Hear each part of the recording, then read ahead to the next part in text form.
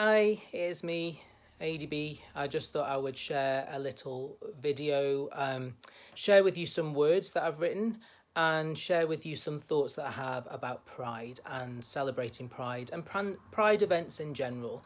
And it's going to be a message which has a political edge. And I know some people might roll their eyes to the ceiling and sigh and just wish that politics wasn't brought into the conversation on a day of celebration. But the very fact that we're here is a political statement. I agree. I want to have a lovely celebratory event in the park, in the sunshine, with friends, with people coming together and showing allyship. I'm dressed for that. I'm not dressed for a big political statement. But the very fact that we are holding the event in the first place is a political statement, and we have won many battles, but the war on homophobia, on transphobia and discrimination isn't over. I know, as a person dressed for Pride and celebrating Pride in the park, that I wouldn't feel comfortable wandering about my own hometown, a town that I've lived in all my life, dressed like this. I wouldn't feel comfortable getting on the bus or on the train dressed like this without fear of threatening behaviour, of violence, at the very least, the fear of people shouting homophobic remarks.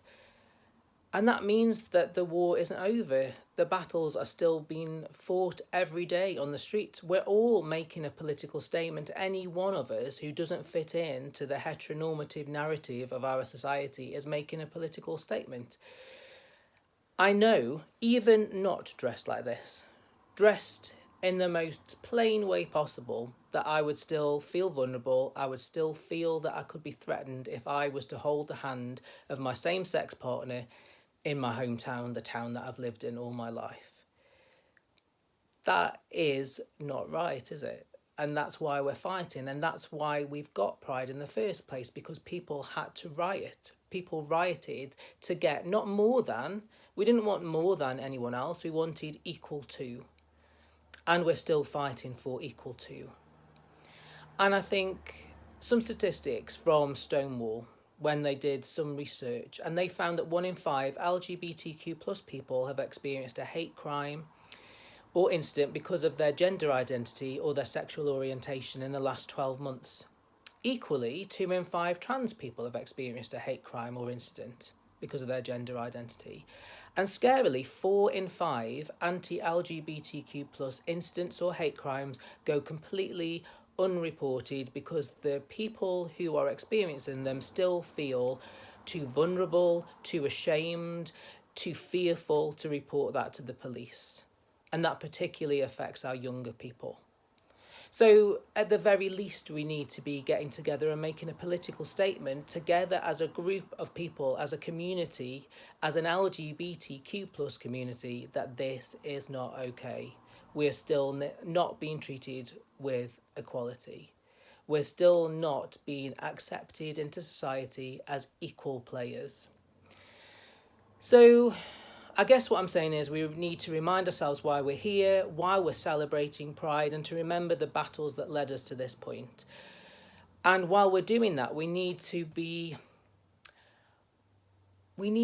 observant of the people, of the political parties, of the businesses, of the organisations who cynically align themselves with events, with pride parades and pride celebrations, with the whole month of Pride. We all know what I'm talking about.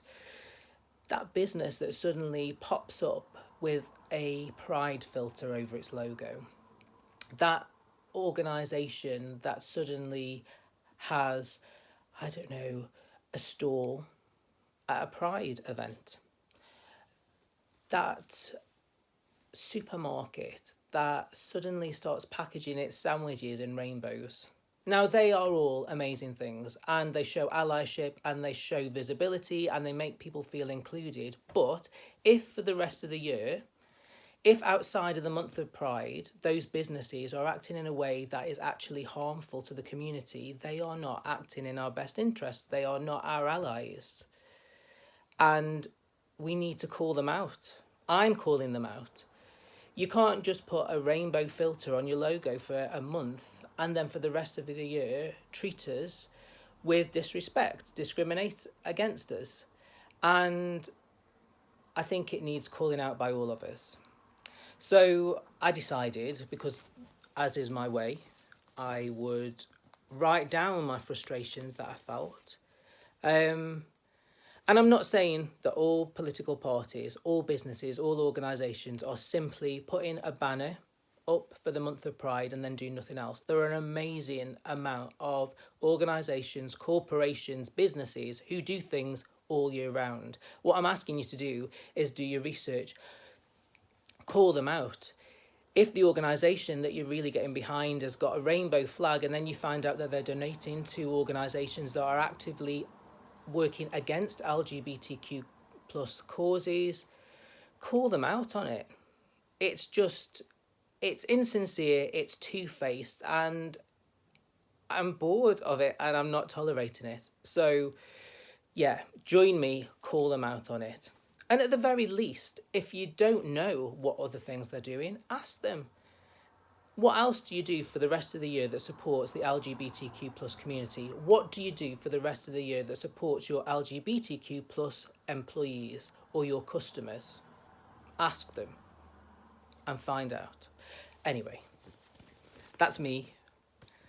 Like I say, I'm not dressed for a political rant. I'm dressed for a celebration and a parade, but I think you can't have the parade, you can't have the celebration without the underlying politics and the underlying understanding of how we got here.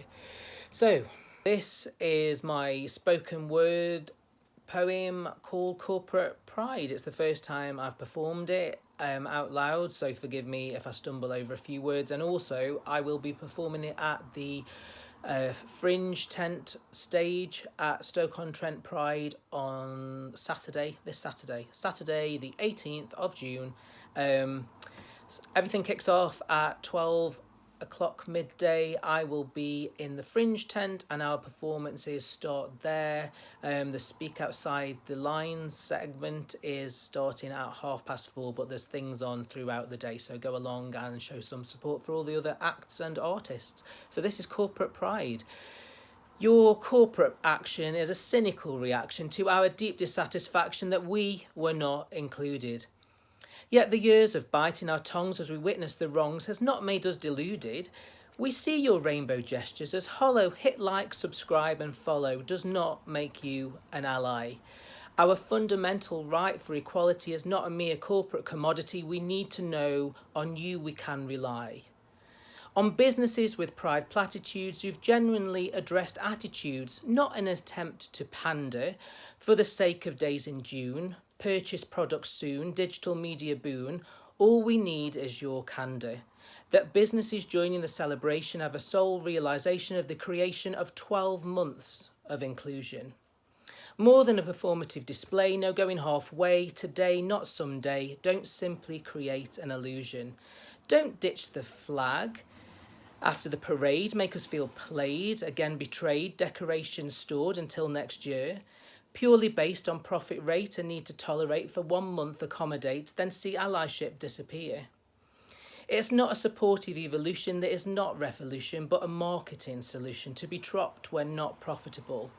So you can take your pride, tweets, your rainbow-covered sweets, your deceit. We need action indomitable. No rolling your eyes to the ceiling, actions concealing what you're feeling. You are not welcome at our party. We don't want pride filter branding without demanding and expanding the conversation for equality. Thank you. See you Saturday. Bye.